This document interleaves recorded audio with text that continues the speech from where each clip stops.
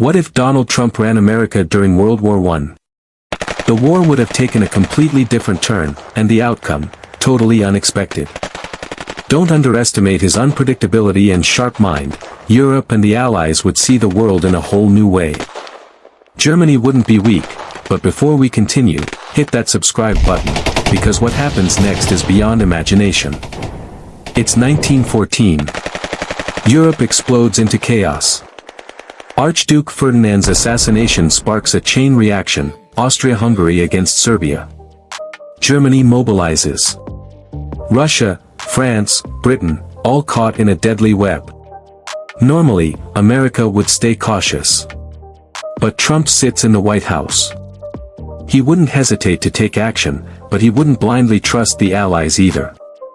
His instinct, sympathize with Germany, all while publicly demanding concessions from them and urging the US to keep our interests first.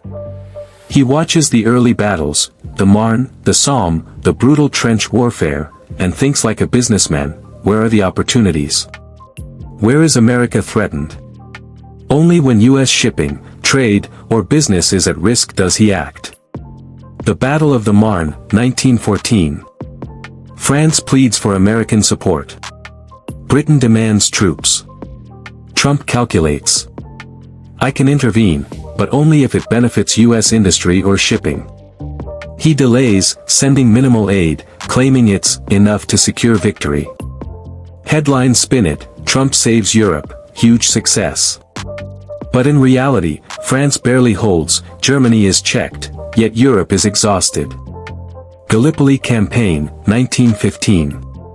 Allies try a bold attack on the Ottoman Empire. Trump watches from afar, criticizing European generals.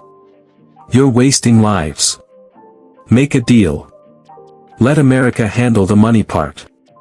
He offers logistical support only when it guarantees profit for US manufacturers supplying the Allies. Minimal engagement, maximum claims of success. Battle of Verdun, 1916, and the Somme, 1916.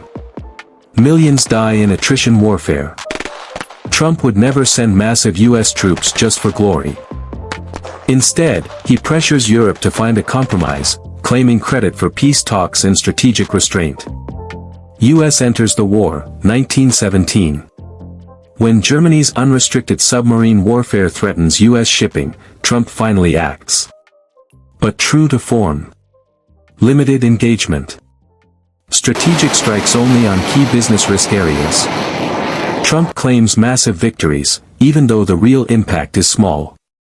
He never imposes harsh reparations on Germany, preferring deals that benefit American businessmen, trading access to ports, markets, and raw materials in exchange for peace. Climax and chaos.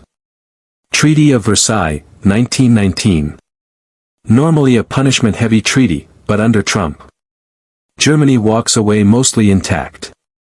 US negotiates deals for oil, trade, and profits. Britain and France are humiliated, forced to make concessions or watch America walk away. Trump publicly mocks them, we won. They lost. Big league. Europe reels. Germany emerges stronger than expected. Britain's pride shattered. France exhausted and ignored. Trump stops supporting the Allies altogether when their compliance doesn't meet his expectations, leaving them scrambling. The war ends quickly, but with no clear victor, millions dead, empires weakened, and America richer, stronger, untouchable. One president, one agenda, one worldview, America first, profits first, chaos elsewhere. World War I with Trump in charge wouldn't just be a war. It would be a spectacle of strategic deals, self-interest, and opportunism, where history itself bends to his persona. Germany empowered, UK humiliated, France weakened, America claiming victory, and Trump proudly declares, "We won." Everyone says so. Nobody could have done it like this. And if that seems unbelievable, just imagine World War II under the same presidency. History. Gone.